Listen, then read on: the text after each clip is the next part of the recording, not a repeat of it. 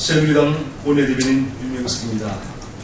먼저 새정치민주연합의 권은희 전 수사과장 공천 제보를 촉구하는 내용으로 말씀드립니다.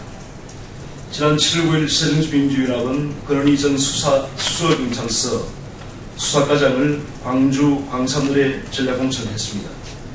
권은희 전 수사과장은 2013년 국가정보원 대선 개입 수사에 외압이 있었다는 의혹을 제기해서 많은 논란을 일으켰고, 이 사건은 사법부의 1심, 2심 재판 결과 경찰 수뇌부가 국정원 댓글 사건의 수사를 축소 은폐했다는 권은희 전 수사과장의 진술은 허위라고 밝혀졌습니다.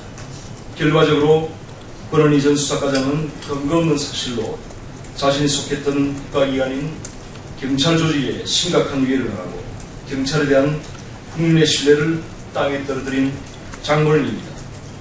그럼에도 불구하고 새정치민주연합은 권은희 전 수사과장을 당선 가능성이 높은 지역에 전략공천했습니다.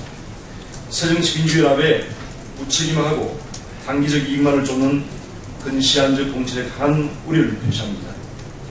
권은희 전 수사과장을 공천한 것은 같은 지역에 공천 신청을 한 천정배 전 의원을 배제하기 위한 공천이라는 말도 들립니다. 만일 사실이라면 정치적인 잔인함과 부도덕성 또한 지적하지 않을 수 없습니다. 권은희 전 수사과장은 지난 6월 30일 사직하면서 730 재보선 출마를 전혀 고려하지 않고 있다고 밝힌 바 있습니다. 열흘 만에 그 입장을 바꾼 것입니다. 근거 없는 사실로 조직을 위협에 빠뜨리고 본인은 그 대가로 공천을 받았으니 이는 정치적으로 부정처사 후 수뢰죄에 비유될 만한 모렴치한 행위입니다. 새정치민주연합은 권은희 전 수사과장에 대한 공천을 제고하기를 촉구합니다. 다음으로 조대현 KBS 사장 후보에 대한 새정치민주연합의 입장 표명을 우려하는 바입니다. 지난 7월 9일 KBS 이사회는 조대현 전 KBS 부사장을 KBS 신임사장 후보자로 선정을 했습니다.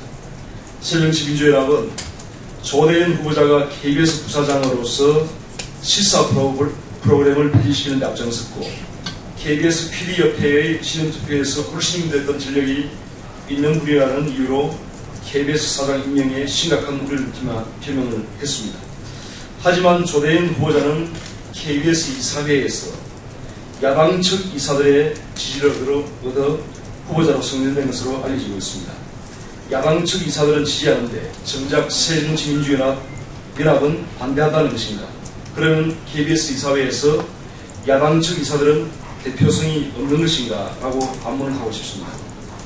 또 공영방송에 대한 정치적 독립을 주장하는 장본인인 새정치민주연합이 야당 측 이사들이 지지했다고 알려진 KBS 사장 후보자에 대해 공개적으로 우려를 표하는 것은 자칫 정치권의 언론 빌드리기로 보여줄 수밖에 없습니다.